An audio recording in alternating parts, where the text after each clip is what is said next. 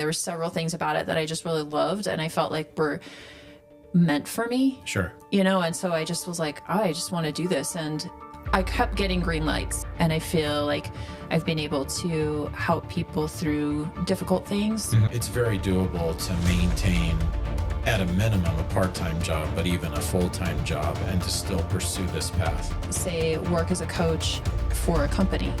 They're going to want you to be certified. I see. Coaching is not prescriptive and diagnostic. We're not trying to get into a person's past. My life was taking weird right-hand turns, and I was just like, oh gosh, so I stepped away from that. And then I went into just on the side, and it's super flexible. I'm, as a coach, partnering with my client in a process that builds awareness and builds creativity and helps the client bridge the gap between where they are and where they want to be.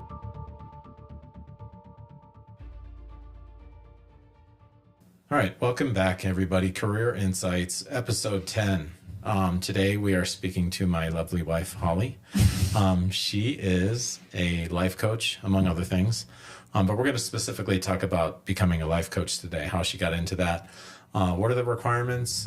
Things like that, things of that nature. So, Holly, welcome. You've been here before. Yeah, actually, I've been watching. I should let everybody know that Holly does a lot of the switching. So the camera switching that goes on, she does that when I'm doing people that are not her. I'm on the other side of the camera. Yeah. How you doing? Great. Yeah. Yeah. Got a good view. Yeah, I like my view. Yeah, doing good. Awesome. All right. So you've been a life coach for a while, right? Yes. Where did you grow up, though? I know this answer, but I want everybody else to know. Sure. Okay. I'm an Arizona girl through and through. I was born in Prescott. My family actually moved for my dad's job when I was 10 to Ohio. And we were there for 6 years and then moved back to Arizona. And it's funny because I was only like 10 years old when we left. But the entire time I was in Ohio, I just missed Arizona. I feel like there was a part of my heart that was just there. And people would be like, well, why? Why do you miss it? And I'm like, I miss the mountains. I miss the big open skies. I just miss Arizona. It's got its own feel. And so I was really happy when I was 16, my dad pulled us aside and told us that we were going to be moving to Sierra Vista, which is in southern Arizona. And I spent most of my adult life in Sierra Vista. I've moved away and back a few times, and every time I like it even more. So yeah, I guess Arizona stuck with me. How was Ohio? Like, did you like it? Did you not like it? What did you like? What did you not like? I mean, Ohio was cool. It was different. It was an adventure. I feel like it just didn't resonate with me, and it's nothing personal on Ohio. It's a lovely state, very beautiful. Actually, I've traveled back there for separate reasons several times, and every time I go in, I'm like, man, it's so beautiful here. It really is. But it was not Arizona, I think. It's very green. There's we had some fun, like traveling through Amish country and checking out some of that culture. And where I lived, we were about 45 minutes south of Cleveland. So we were up in the northern half by the lakes and stuff. And so that was cool. Like just honestly, I think probably my best experience from Ohio was Ohio's very big into football and into so in high school, I joined a marching band, and I was a total nerd. Like I had these giant glasses, and we had these big wool uniforms, and I was so tall and skinny that like nothing fit me right. So I had like this thing that just looked giant, and like high water pants and like a flute. But I fell in love with football because of that. Like it was so cool. It was so fun. And so that was some of like the local culture that was really cool to soak up, and kind of kept that with me and stuff. But I, like I said, just moving back, it was like, here you look out, your window or your door, or you're driving down the street and you just see for miles everywhere. And there you pretty much see your neighbor's tree, so it was different. I like being able to see as far as the horizon will go. To me, it feels claustrophobic to have all of this stuff around you and vegetation and stuff. And It's pretty. I'm not a fan of humidity, so I like the dry heat here. But yeah, no, that's cool. So Arizona, aside from the hot heat, not too bad. Well, I'm thinking about how you're like, no humidity, and then I'm like, no heat. So, yeah, no, yeah, not too bad. I mean, we've been here in Tucson for a couple of years, and I have to say it's not my favorite because I'm just not a big, I was raised country, so I'm really not like a big city girl, and I don't appreciate the traffic and the traffic sounds and the constant noise of like cars and people and machines. And I'm just like, ugh, I just would love to be in a place that's a little cooler and a little calmer. But aside from that, Arizona's got a lot of things about it that are nice that you don't appreciate until you leave and then come back, and then you're like, oh, it is actually pretty nice here. Yeah, definitely. So let's talk about becoming a life coach. Like, how did you end up going down that path first? Yeah, it's kind of funny, actually. It had never crossed my mind. I had people throughout my life tell me, oh, you should be a counselor. You'd be really good at like that. And I just have naturally leaned toward being someone that people want to talk to, who people trust and feel comfortable with. And I feel like I've been able to help people through difficult things with just advice or just partnering with them and as a friend. But I didn't even really know that life coaching was a thing per se. I mean, I guess I'd heard it, but I didn't really know what it was. And my brother had started a business back in, I'm going to say it was like 2017, 2018 timeframe. And he was doing like health coaching. He's interesting. Yeah, he's a physician's assistant. So he wanted to he's always been very creative, really great with people. And he wanted to start up like a more personal way to connect with clients who wanted to really maximize their health and their fitness and stuff. And so he started this whole program called Biome Veda.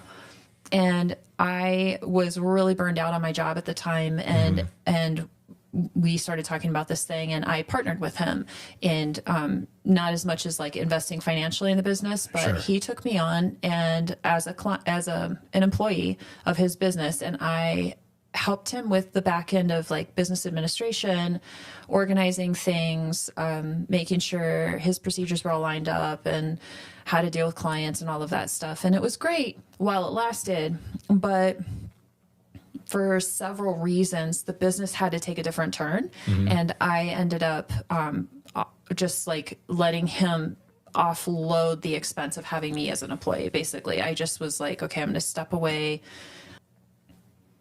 As the business went on and it kind of just went into a different direction, I came across some things that were talking about life coaching, and it really piqued my interest because as we were doing some of the work with Biome Veda, I realized, oh, I really like this. This is kind of cool. So I looked into life coaching and found out that there's a sub niche of Christian life coaching. And as a Christian, I was like, wow, this is really interesting. I happened upon an online ICF accredited professional Christian coaching school that called PCCI, Professional Christian Coaching Institute. Fell in love with just the way that they presented their program, the spirit of it, the way it looked. And so I jumped in the deep end and decided to go for it. What is ICF? ICF is the International Coaching Federation. Basically, every major profession kind of has a standardizing institution that says what makes that thing at a professional level, right? Or acceptable or standards for, say, like any kind of healthcare, any kind of practice. Well, this is that for coaching. So they are the ones that will certify coaches, and they will accredit teaching institutions so that we know that if somebody is ICF certified, then that means that they're certified to that professional level of coaching versus just any random person on the internet saying, oh, I'm a life coach. And you don't really know what exactly their methods are or what they do, or if you could trust them. All right. So you're intrigued by this field, life coaching. So what did you do after that? Did you dig a little bit deeper? Like, hey, what is this really? Like, let's talk about that a little bit. Yeah, so I can be a little impulsive. And, at the time I was very much absent from a serious direction in my life because I had jumped ship from my previous job and I was no longer full-time assisting my brother. And so I kind of was looking for something that would connect me to like a bigger sense of meaning. So I did. I really just like latched on to the life coaching thing. There were several things about it that I just really loved and I felt like were meant for me. Sure. And so I just was like, I just want to do this. And I kept getting green lights I kept getting open doors and green lights. And so I was like, well, I'm just going to keep going. And I ended up purchasing a course package of like with the Institute, the PCCI professional Christian, with the professional. Okay. I ended up purchasing, actually was their top tier package of, courses from the PCCI school online. And that included 130 plus hours of coaching. And it took me, or coaching school, and it took me like a year and a half to complete that. Okay. So you purchased this course through PCCI. Yes. And this is kind of like a do it on your own time thing. No. Okay. So it's a formal school, but it's online. So it's all online. All right. So were there different levels of courses that you could have taken, or was it pretty much like one course for what you wanted to do, Christian life coaching specific? There's all different courses. Okay. PCCI is not the only life coaching school out there, obviously. But what they do have in common is that if they're ICF accredited, then that there's a certain number of schooling hours that you need to have on board in order to qualify even to apply for like their lowest tier certification at ICF. So depending on what your goals are, you'll pick courses. You could, if you're just interested in coaching or you've been a coach already and you just want to brush up on something or whatever, you can hand pick courses. But I was coming in green, so I just picked the top tier one and went for it. And you said it took about a year and a half to get all that done? Yeah. And during that year and a half, are you doing like multiple courses? Like, is it by semester or, you know what I mean? Is it? It's not by semester. It just depends on what their course schedule is. I see. And so, they'll have, they have live instructors and they've got scheduling for each of the courses. And there is a progression, so you start with their basics courses and then you move into like more specific courses on things. So for me, I tacked on one of the reasons why I got the top tier package is because I wanted to do relationship coaching and marriage coaching. So I added on extra courses on top of the minimum required, and so, but they did, everything from how to, like business style courses of how to run like a coaching business and market yourself and things like that to, of course, the fundamentals of what is coaching, what's not coaching, and what's professional level coaching versus non-professional level coaching. Well, how much did this course cost? At the time, it was just north of $6,000. Okay, that doesn't sound too bad. So it's pretty reasonable, it sounds like, especially for what you're getting. Time involvement, like, is this Monday through Friday you're putting time in because there's courses that are happening and it just depends on which courses you're taking throughout the year and a half? Yeah, it really depends on the course schedule. And each class it's a couple hour commitment because you want to sit down, you want to get your notes out and your book, and you have reading assignments. You order books for the courses, and you go through the books at the pace that the course is going through the books, and you have connections that you make in the courses, and you practice things together. So it's like it's above and beyond the core instruction hours, there's Yeah. like extra things that you do, but it's not super intensive. Okay. So you could possibly be, you could work a job Oh, totally. even full time. Yes. And still get this done. In fact, you're encouraged to, because Okay. life coaching is it's a scalable thing, but it's something that you're not immediately going to jump in and just make enough money to make ends meet. So you're encouraged, please don't quit your day job. Just, Sure. build momentum, build your client base, build your experience, and then, gradually make that transition if having a full-time gig is what you want. So this is pretty good then. So somebody that's looking to transition out of a career maybe they don't like and they've heard of coaching in some version, whether it's life coaching, Christian life coaching, it's very doable to maintain at a minimum a part-time job, but even a full-time job, and to still pursue this path. Totally. That's awesome.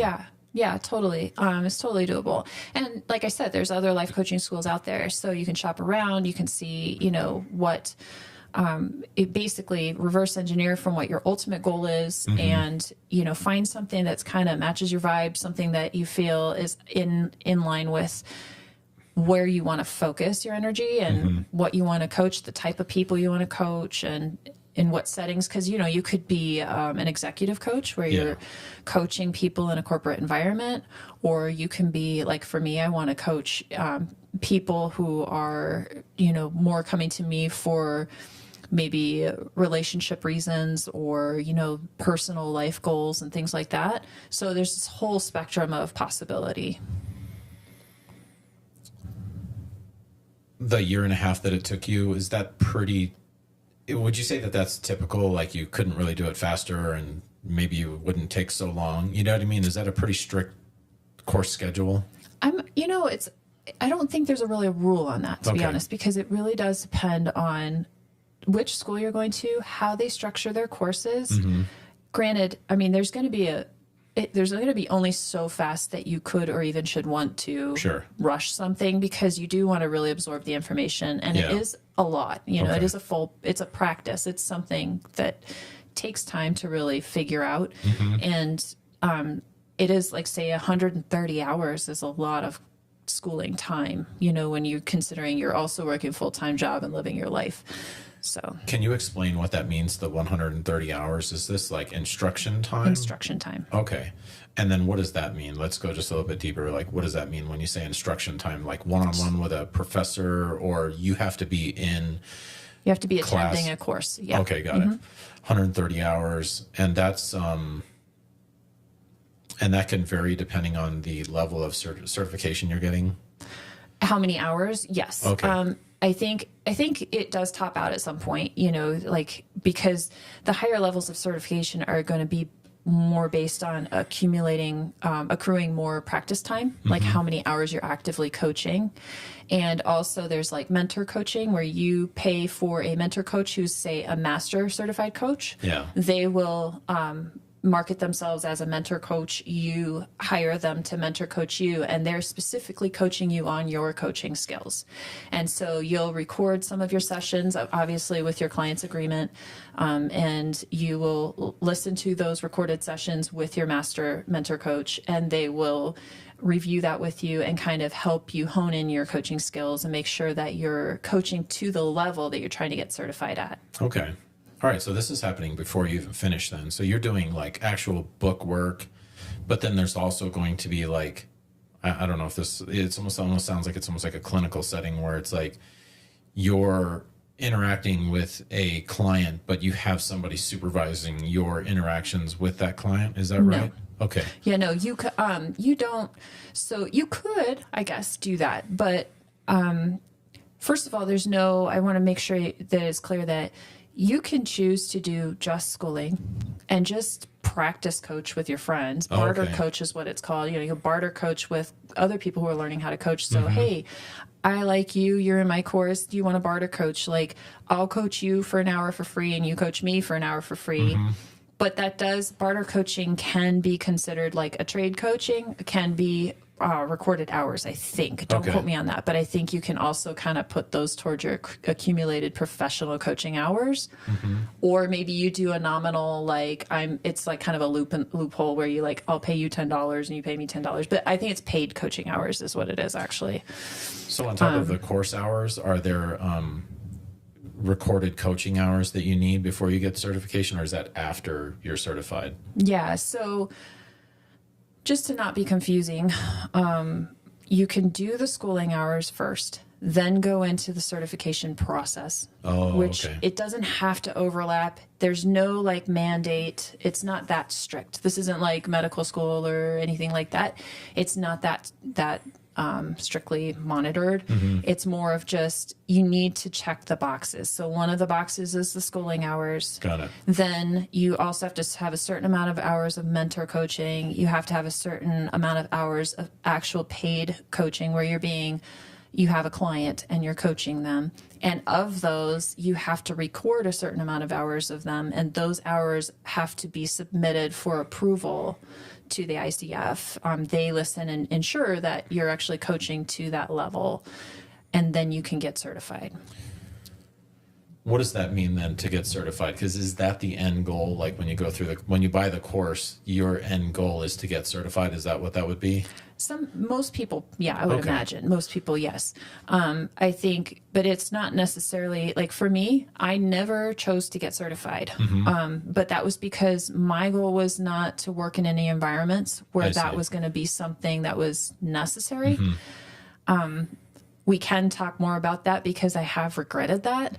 But I will say that it's not necessarily everybody's goal to go the full length and get certified.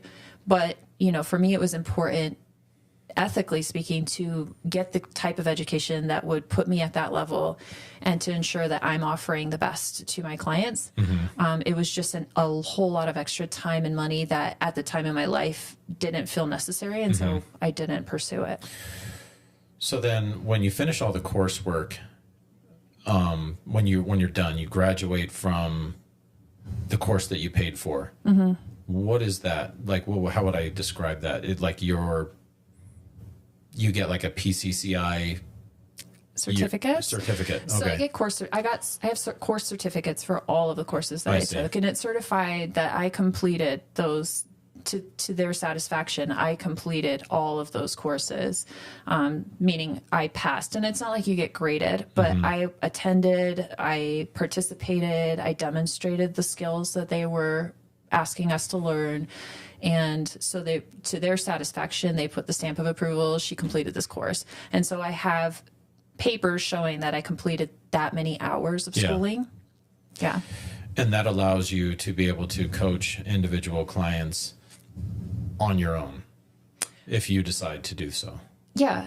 Yeah. And technically nobody's stopping anyone at all, even you, from going online and calling yourself a life coach. It's just that I could have coached before that, and I did coach unofficially before that as practice. I coached my friends, I coached for free, I coached for really reduced rates just because I wanted to get the mileage in, basically. Yeah. But so the paperwork, I'm not saying it's not worthless, but the value of it is not formal in the sense of like, oh, great, you completed those courses, but are you certified? That's where, like, if I wanted to, say, work as a coach for a company, they're going to want you to be certified. I see. A lot of people who maybe are more familiar with coaching and they're looking for a life coach, or they're looking for a professional coach, somebody to help them develop their professional skills or whatever. They're going to look for somebody who has that ACC or PCC or MCC after their name. So it sounds like, even though most people wouldn't want to do this, like you could just coach on your own because you understand certain things, and you know what I mean? Like have the experience, but maybe you don't have the credentials. But to take it to that next level, you want to go get credentials, you know what I mean? And that could be through a place like PCCI, and you've established, all right, now I've met the standards for the PCCI certification that they are offering for that course. But then I could even go a step further and get certified, which might be a requirement for employers. It might not. And that's really going to depend on like where you want to go with Yeah, this. what's your end goal? Okay, that makes sense now. So, well, let's talk about like being certified. Like, what would you have to do that? Earlier, you had mentioned something about like we can get into like, you know, being certified, and you wanted to do that. Like, if you decided to do that, what would you have to do? Like, what would be next? Are there different levels of that? Like, how does that work? Yeah, so there's actually 3 levels in the ICF. For, you know, to be ICF certified, there's 3 levels. There's the ACC, which is the associate level. There's the PCC, which is the professional level. And then the MCC is the master level. Okay. The ACC would be what I would do first, obviously, because you have to have one in order to graduate to the next one. That makes sense. All is required for coach training, which I did 130 hours of. They only need 60. So, okay. you need 60 hours of coach training. You have to complete 10 hours of mentor coaching with an ICF credentialed coach. So, like, that would be a master coach who wants to be a mentor coach as well. They will register with ICF as a mentor coach, and then they'll mentor coach people, which I covered already.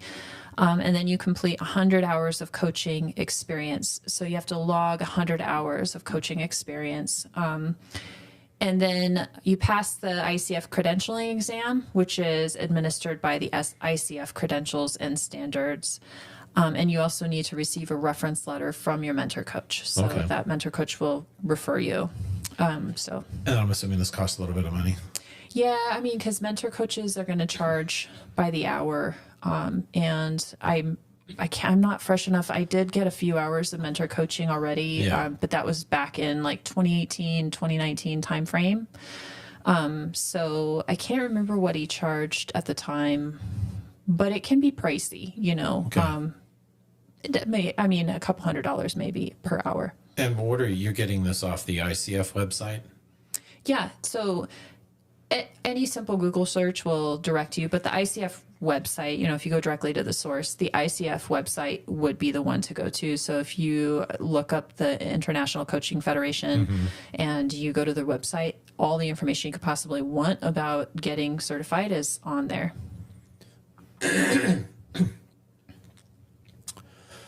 So is the ICF, is that considered like the gold standard in coaching then?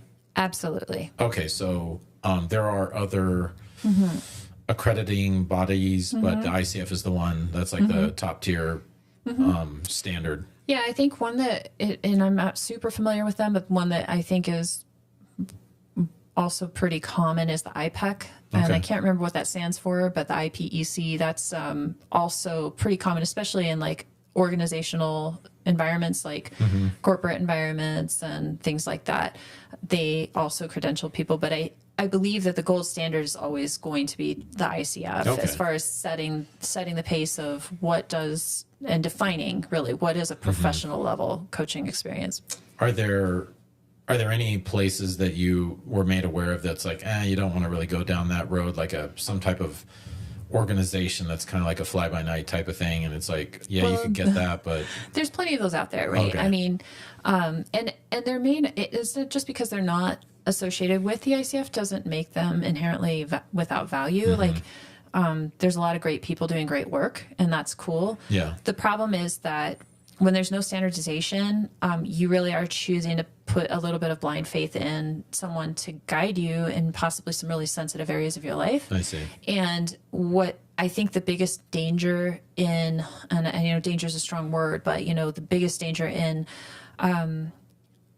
yourself trying to become a coach through an organization that's not at least aiming for the ICF standards is that you could put a lot of time and energy into methods that are not only not in the best service of your client, but they're also going to give you some habits that are hard to unlearn in your methodology of how you approach a coaching situation. So it kind of has been lurking in the back of my mind. It sounds very similar to almost like counseling, if I'm using the right word. You know what I mean? Like we think about a therapist or a counselor versus like a life coach. I would imagine there's like a line there. You know what I mean? Like, can you talk about that a little bit? Is there a line, and like, what's the distinction? I'm glad you brought that up, because this is the perfect segue. That's one of the things. A large part, and I think probably one of the most important parts of what makes coaching and not counseling, is that coaching is not prescriptive and diagnostic. We're not trying to get into a person's past, although that can come into play.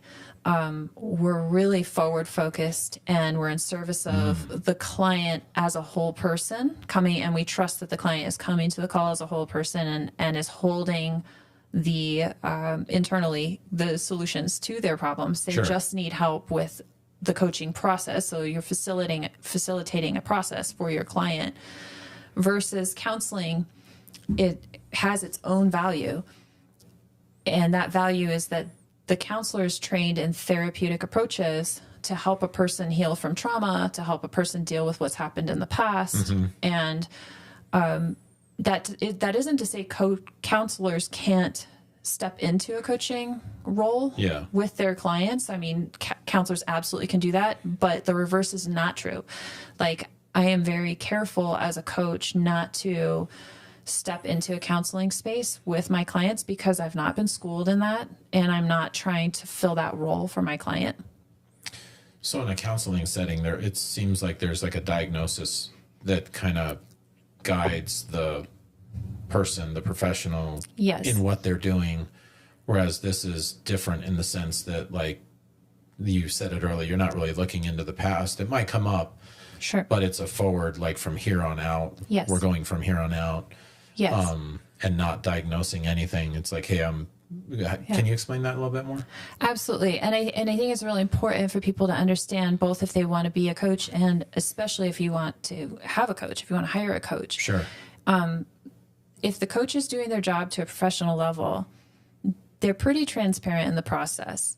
Whereas if you go to a counselor, you're kind of wanting them to tell you what to do, a lot of times the counselor will sit and be like, well, it sounds like, you're dealing with this. And typically, you should do this, or you should, things like that, where the counselor is holding a more visible presence in the relationship versus a coach. A coach is going to make every effort to be out of the way of their client's view and to really use the coaching tools to facilitate a process of building awareness and motivation and curiosity and ideas so that the client can uncover things that already exist, but just they were not aware of. They need to hear themselves say things, and they need to articulate things, and they need to come up with ideas. And the belief is that when the client thinks it and the client says it and the client comes up with these ideas, that resonates so much more deeply with them than if they hear someone else say it. So it almost sounds like you're helping them get to the right conclusion.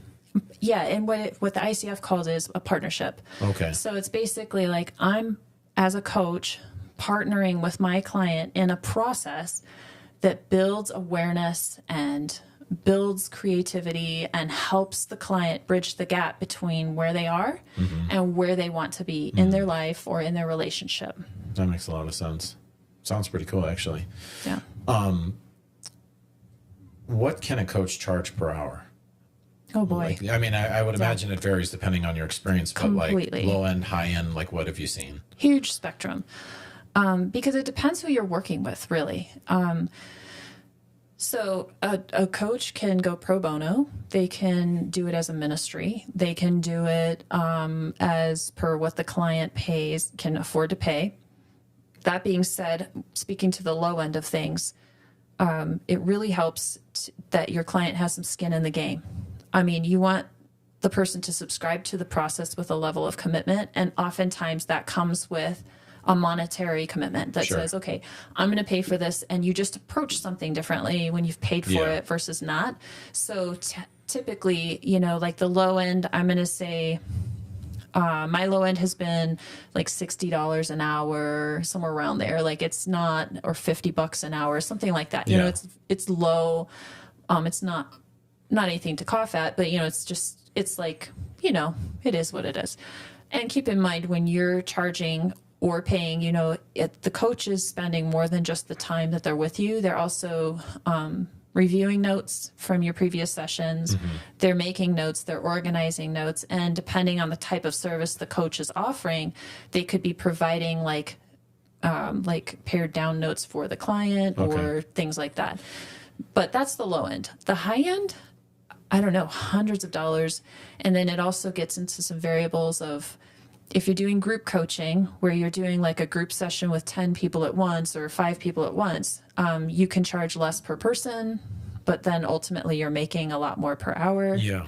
Or you could be doing something where you're like charging by a course. So you can do like courses that you create as a coach, and then you host sessions for the course, and then you've got like a lot more coming in per hour. But as far as a one-on-one coaching session, I mean, gosh, it could be $500 an hour. It just depends on who you're coaching, how serious they are, what you're coaching around, you know, how experienced you are, how credentialed you are. I mean, there's a lot that kind of goes into it. You know, so the reason I'm asking is because a lot of times we talk to people that, you know, they have to go to college for like 4 years or even more. Sure. And we're talking tens of thousands, if not hundreds of thousands of dollars. Right. So taking into consideration, all right, so you've invested $6,000 for the course. There's obviously more that goes into that. But let's say on the high end, it was like $15,000. Not even, And, but yeah, it could be. You know, like even at $50 an hour, that's a really good hourly wage, but that's on the lower end. So let's say maybe the average is like 100, but I'm imagining there's quite a few people that would like to be making $100 an hour, but that's assuming you have a full, you know, caseload and things like that. But the opportunity is there, and your return on investment is potentially huge. Sure. I mean, because that's something that I think a lot of people don't take into account is that, well, you're going to spend $200,000 and you're going to come out and you're going to make 60. Well, that doesn't sound very good. You know what I mean? Versus like, well, I'm going to invest $10,000 and I could potentially make $100 an hour. Yes. And if I was only doing that a couple hours a day, 5 days a week, that's going to end up being a lot more than $60,000 salary. You know, so it sounds like, you know, for people that are wanting to consider this, you know, really take a look at it, because the potential is there where there's a low upfront investment and a lot of potential, no student loans. You don't have to worry about accruing interest and all this other stuff that, you know, we commonly come across in our world today. But what do you think about that? I mean, I'm kind of laughing because I feel like the next question should be like, well, what's the catch? And I would be like, I'm glad you asked, because there is definitely a lot to consider. And I'm not having a negative tone toward it. I'm just probably going to offer a little realism in place of some of the pitches that you'll see out there. Like if you're considering being a life coach, and I was one of them, I'm reading all this stuff and I'm like, oh my gosh, like I could make all this money. This would be so great. And there's just a lot to consider with it. It's a long game. Number one, I will say, nobody's going to just jump straight out of school and be like, cool, I'm going to go coach all these high-end clients and make tons of money. Number one, you might be able to, there's definitely going to be a spectrum of where people start based on where they are and what their past is and all of that. But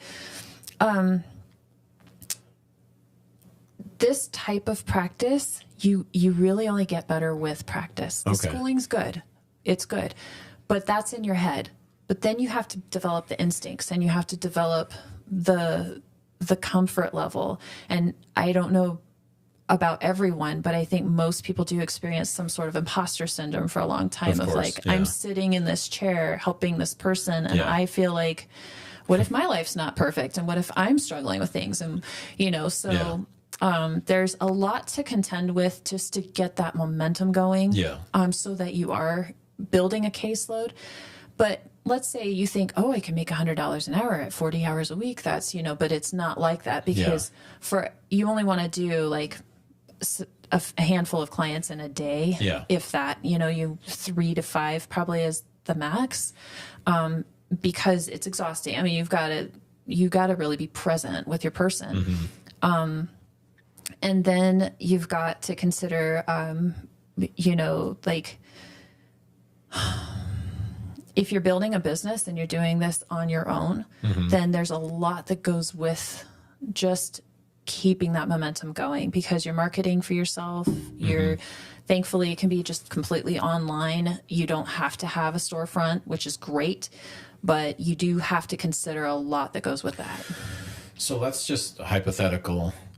You're meeting with somebody for 1 hour, and let's say that this is, well, let's do two scenarios. Let's do new client versus ongoing client. And the reason I'm asking this is because the ongoing client requires a little more preparation. So like, and let's just assume that you're charging $100 an hour for both, right? Okay. New client, ongoing client. The ongoing client, I remember earlier you said something about there's some preparation, and then afterwards there's things that you need to do, like notes and things like that. So because it's kind of like what you were just saying, it's not like, well, you know, at $100 an hour, I'm working 8 hours a day. Like, well, you're only getting paid for like half that time. If you're working 8 hours, you're probably getting paid for 4. Yeah. You know, realistically. So can you go into that? Sure. Well, you know, first of all, just to speak to the time thing, I think it's probably best practice to just double however much time you're spending sitting with the person.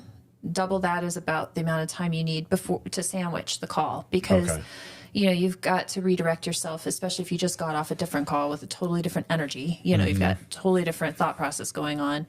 You need time to reset and get into that clear headspace so that you can really give your next client your best. Yeah. And so like there's that. You probably have to use the restroom. You might need to eat something. You know, you've got and the preparation is really like, if they've been with you and they got this momentum going, you really want to make sure that you're reviewing the notes and refreshing your memory on all the things that kind of go into who makes this person who they are.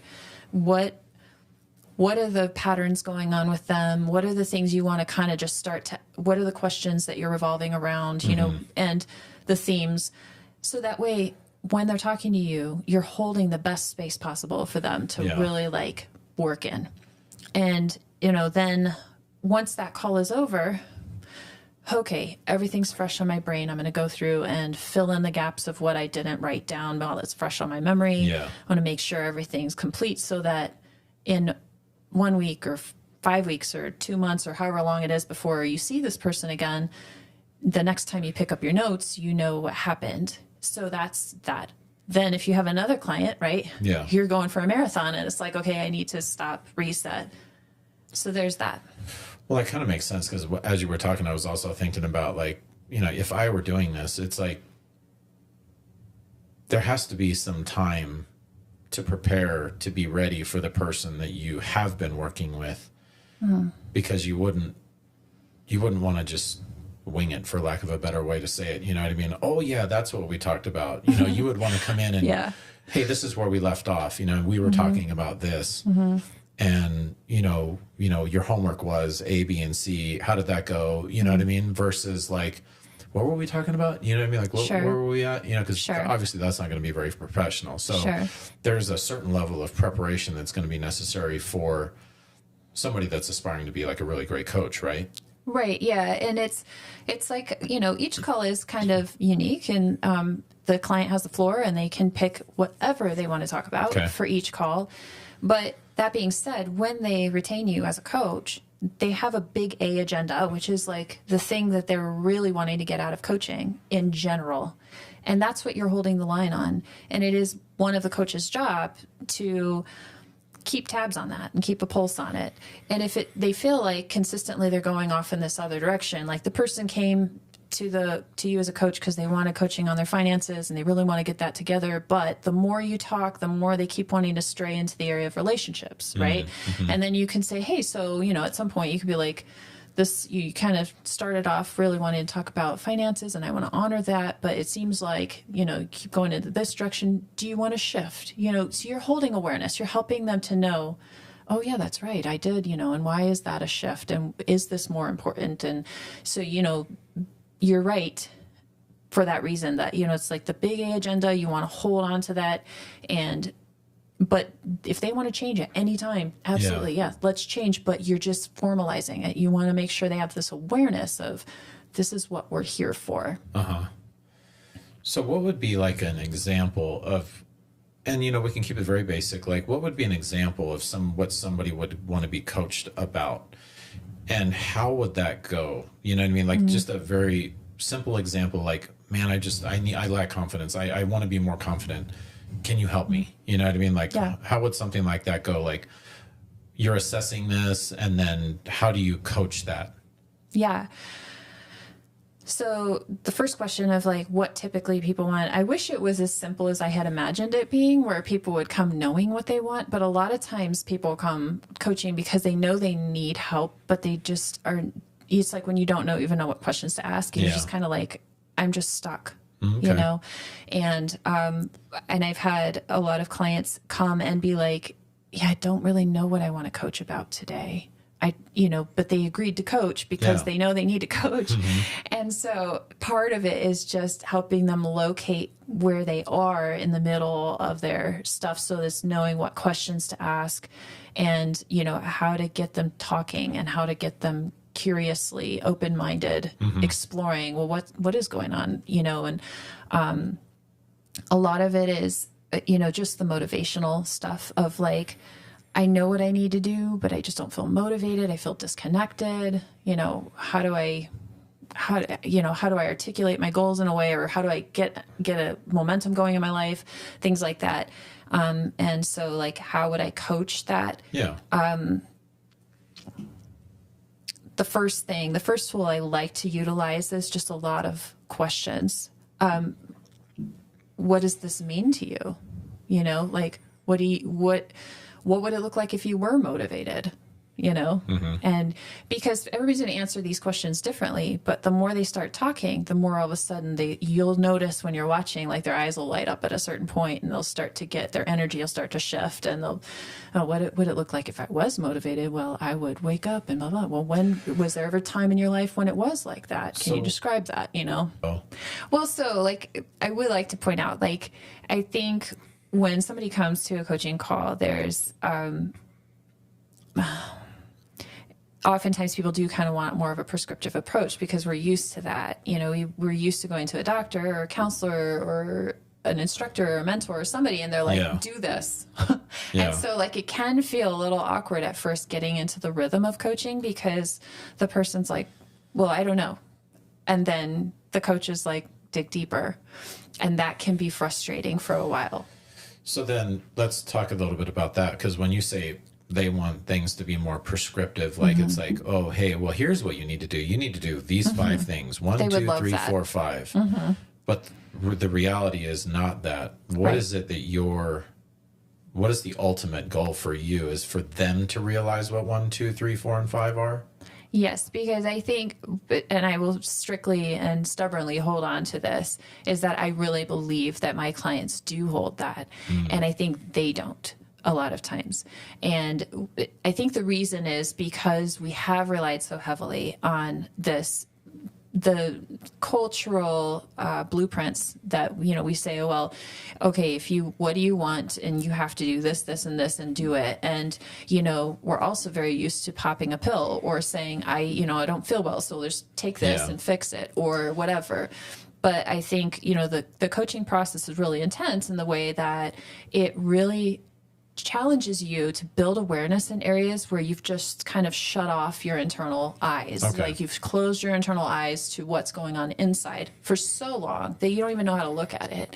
And a coaching process is saying, well, say more about that. What do you mean by that? And when the client pushes back and says, I don't know, it's going to go one of 2 ways. Either the client is going to continue to say, I don't know, and not want to do the work and get frustrated and say, well, coaching doesn't work and I just don't want to do this. Or the client's going to sit there and start to dig. And it's really beautiful what happens when they do, because when they start to open up and trust you and get vulnerable and say, well, honestly, the reason why, and this and that, things from the past will come up. Yeah. Fears will come up. Things that could go into a counseling space but don't have to go into a counseling space, they'll come up. And then you can direct that and say, okay, well, what do you want to do with that? What does that mean to you? What could it mean? What is a different way to look at that? So you can start to reframe. You can start to invite them into a curious space out of like a judgmental closed down space and fight them into an open, curious space that says open-mindedly, well, if it wasn't that, then what would it be? And then all of a sudden the client starts to get into a rhythm of approaching the gap that's in front of them from a curious, creative space and feeling empowered every time they come up with an idea, do a thing, and they feel better and it's working, then it starts to build momentum in their life. I can see how that would build confidence and things like that. And then, gets their mind going in areas that maybe haven't been working or never worked. Who knows? And what I found is that with clients, when they do subscribe to the process, pretty soon they're calling me less and less, or they want to schedule farther and farther out because they're feeling like, I got this. So essentially I'm working myself out of a job, but they'll keep coming back, they'll keep coming back, or maybe they'll be away for a while and then be like, okay, I need to do something. Okay. But really you're facilitating a process that your client can eventually start to do for themselves. Is there any ongoing education that's required when you become a coach, or you know what I mean? Like, not that I'm aware of. Yeah. And I'm looking through my stuff that I downloaded from the ICF. I don't see anything. Don't hold me to that.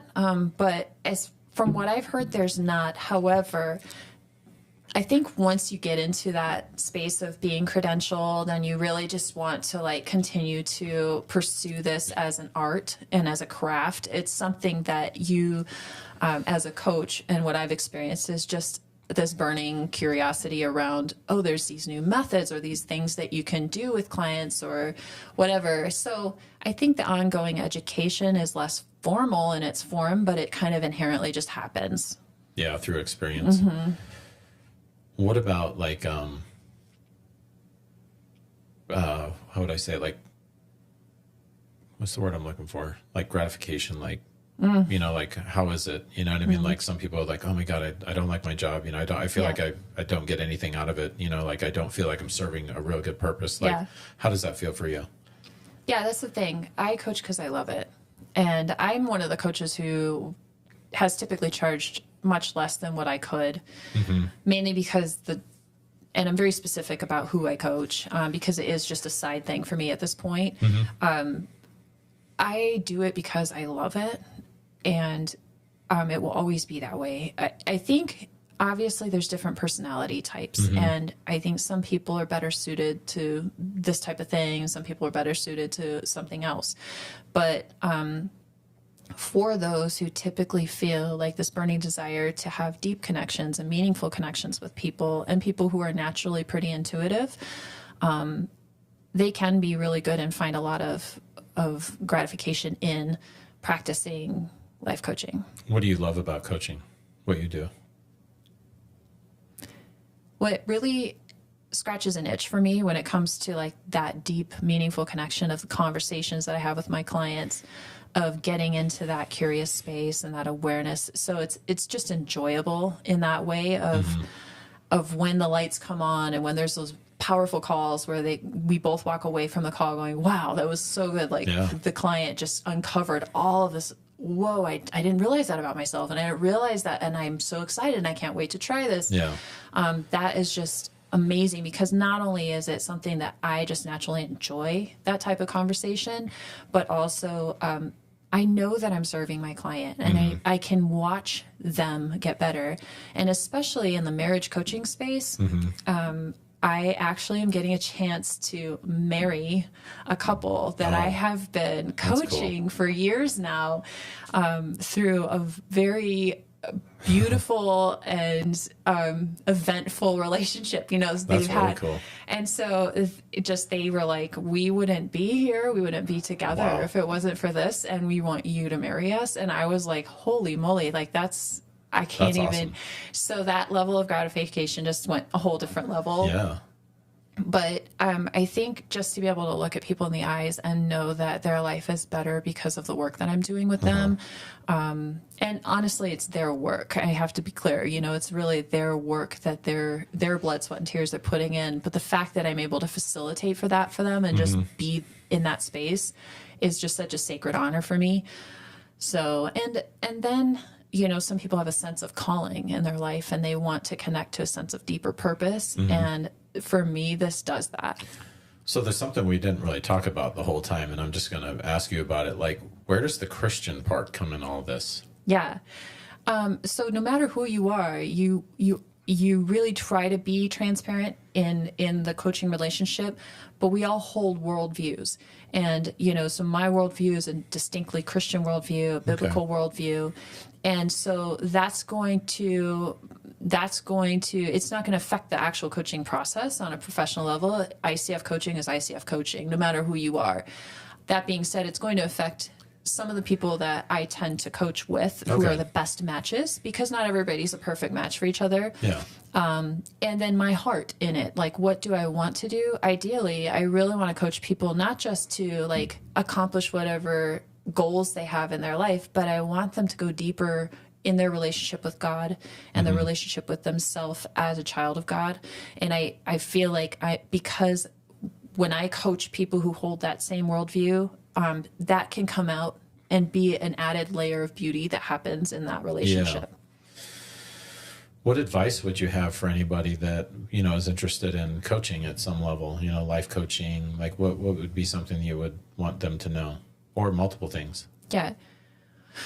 Well, number one, I'd say it's kind of hard to lose, like it's a great investment to do the schooling, and just get started and do a little bit of it. Because you're never going to regret it, because even if the only thing you got out of it was, wow, this is a really cool practice or process, of coaching, and it makes your own life better, it's worth it.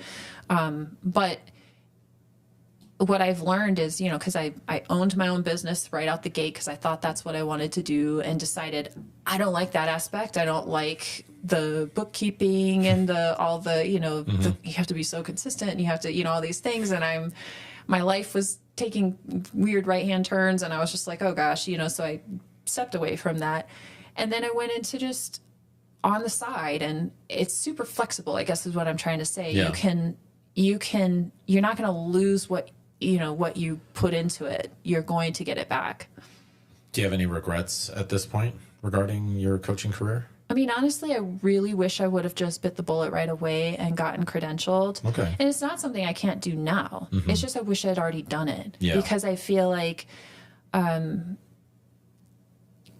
think the options, like when I am looking for employment or I am looking for some kind of different level of income, it opens up more opportunities. Okay. On paper, it looks better. Does it make me a better coach? No. But it makes me marketable.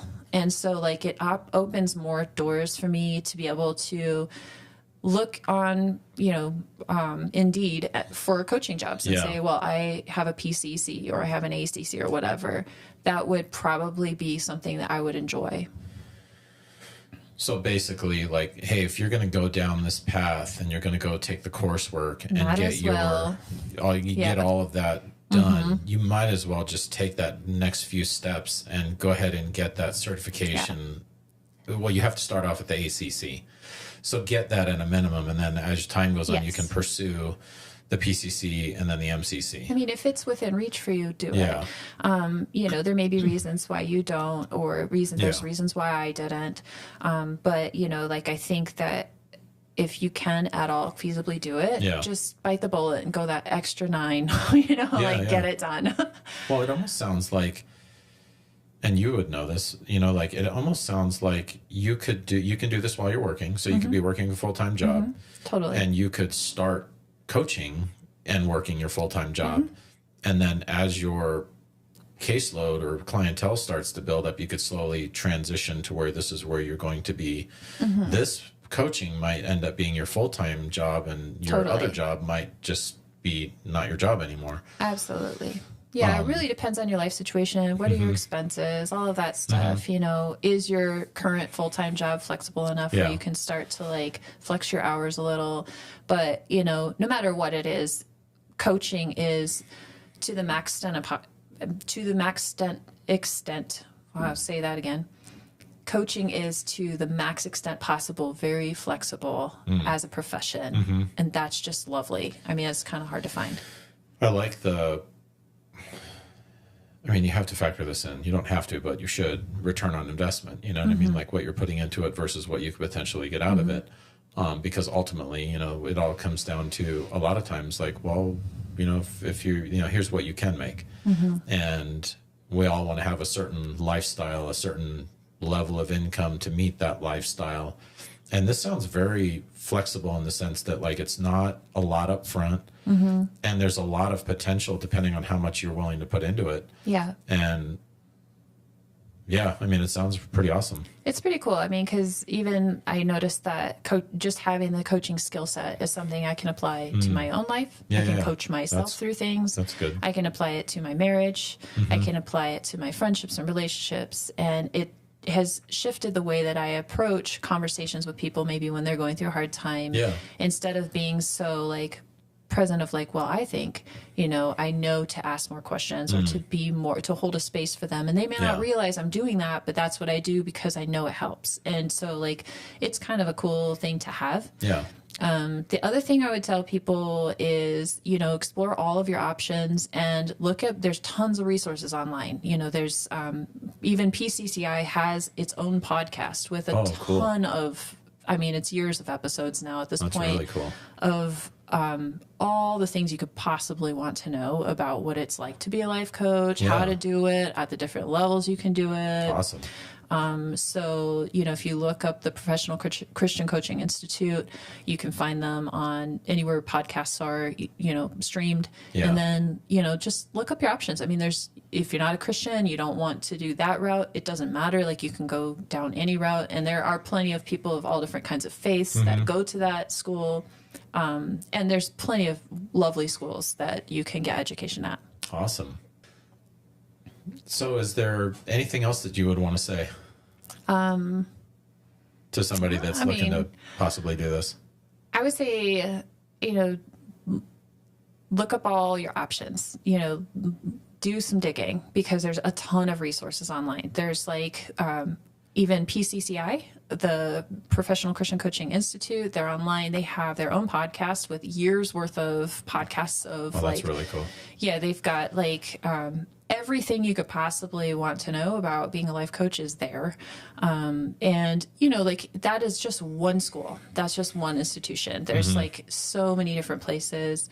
And I do highly encourage, if you're even slightly interested, do some digging and start to experiment because I believe very much in the process of coaching. Yeah. And I think that everyone benefits when people take that slant of how to approach life. Awesome. Yeah.